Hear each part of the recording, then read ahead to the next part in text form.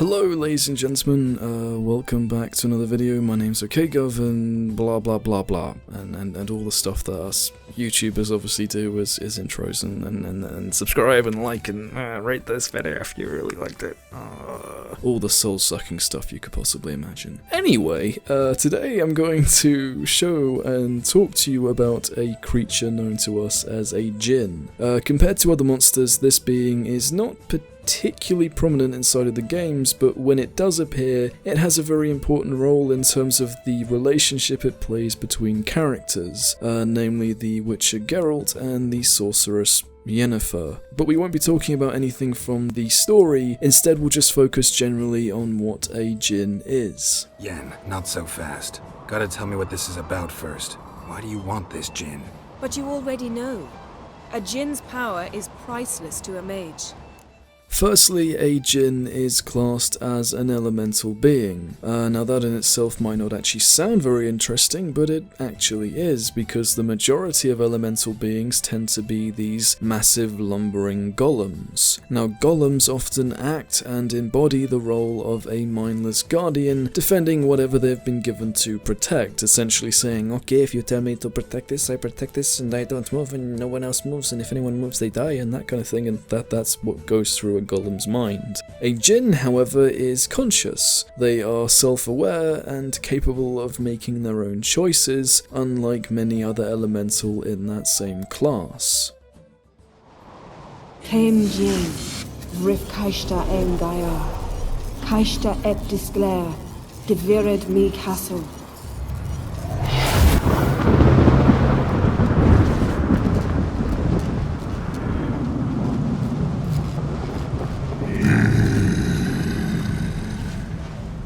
A djinn also has a personality, and more often than not, it's a pretty nasty one on the whole. They're known for being rather sadistic and doing whatever they really please to whomever they want, known for casting twisted spells and not having any sort of conscience or understanding simple humanity. The sole reason they are classed as an elemental is because they use the element of air, defending, attacking, casting powerful spells, and using it in any way or form they could possibly want. This makes them, of course, incredibly dangerous foes to go up against, and they have been known to deal unbelievable damage to not only their enemies but also the world around them, tearing land apart, uprooting trees, creating massive craters in the ground, and generally having no regard for the natural world and being a gigantic git. However, with all of that said, they are not invulnerable. In fact, some very powerful mages have been known to capture these beings. Now you might be thinking, hold on a second, why would anyone want a mad ball of clouds and lightning as a pet? And well, there are mainly two reasons for that. Firstly, if one of these mages can capture a djinn, they can then use that djinn as a power source. What that basically means is that when that mage casts a spell, rather than drawing their power from traditional sources, they instead go directly through the djinn. This essentially means the spells they cast are amplified in power equal to that of said djinn, making for a very deadly mage if he or she ever wanted to use that power for nefarious reasons. The second reason that someone would want to capture a djinn is because they can grant wishes. These wishes can be anything your heart desires, from asking for more physical things like wealth and fortune, to more abstract things like always being lucky or finding everlasting love.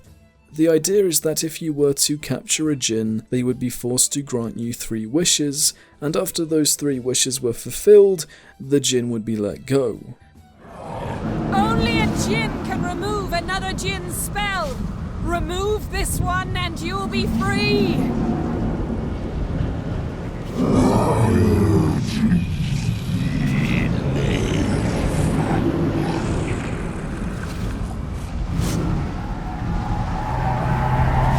are free!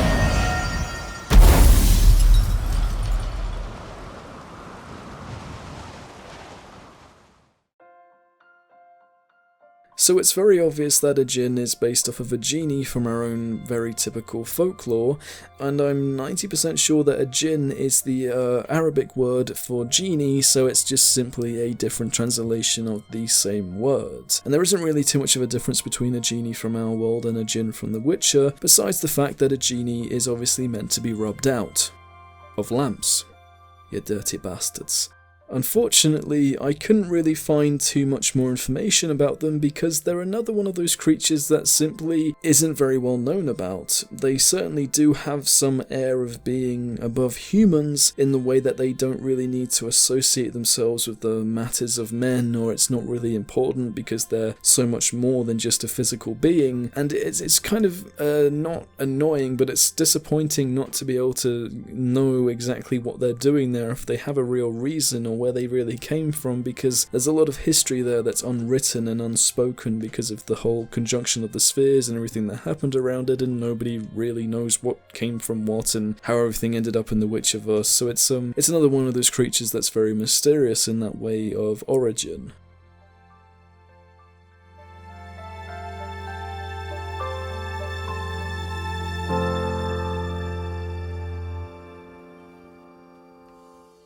As always everyone, thank you so much for watching. I'm sorry this video is so short, and I'm sorry it's taken me such a long time to get another one out, but I've been incredibly busy and I finally found the time and I did it, and it's actually kind of cool because this video is going to be, technically speaking, the last one of all the monsters inside of The Witcher 3, because I've basically completed the entire bestiary of The Witcher 3. Thank you to all my patrons as well, and for all the coffee and for all the support for everything that I've been doing. It's really nice to get the comments and to read them through and to know that you guys are enjoying this. And to all of you out there, have a truly wonderful day, and I'll see you in the next video.